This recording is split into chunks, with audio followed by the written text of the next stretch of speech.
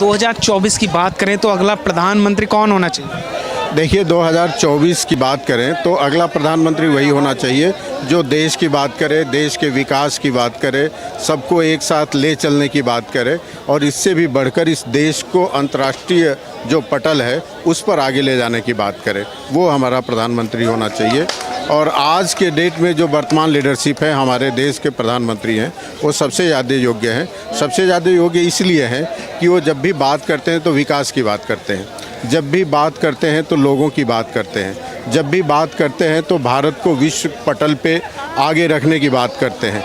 उनका एक विज़न है, उन्होंने कहा था कि हम देश की इकोनॉमी को आगे ले जाएंगे।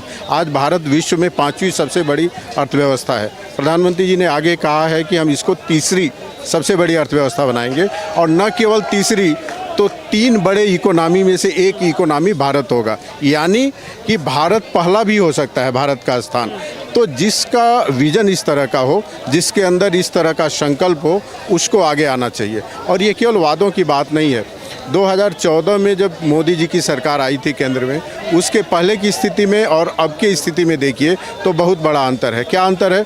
हमारे वहाँ गाँव में चले जाइए तो महिलाओं के लिए शौचालय नहीं होता था, शौच के लिए उनको रात के अंधेरे का इंतज़ार करना पड़ता था। अब आप देश में कहीं भी जाएंगे तो शायद ही आपको ऐसा कोई घर मिलेगा जहां शौचालय ना हो, ये दिखता है। जो छोटे छोटे लोग हैं बैंकों में जाने से डरते हैं, जो वीकर सेक्शन में है, जिनकी प्रतिदिन की आमदनी बहुत कम है, उनको डर लगता था, उनको लगता था बैंक जो है बड़े लोगों के लिए है। लेकिन मोदी जी ने ऐसी व्यवस्था की कि बिना पैसे के भी जीरो मनी पे आप अकाउंट खुलवा सकते हैं। तो बैंकों तक उन्होंने एक्सेस दिया।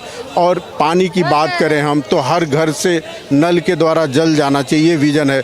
करोड़ों लोगों के घरों में गया है। और उससे भी बड़ी बात, आप जम्मू कश्मीर से लेकर कन्याकुमारी तक जाइए और गुजरात से लेकर आप नॉर्थ ईस्ट तक जाइए, नेशनल हाईवे का जाल बिछा हुआ है।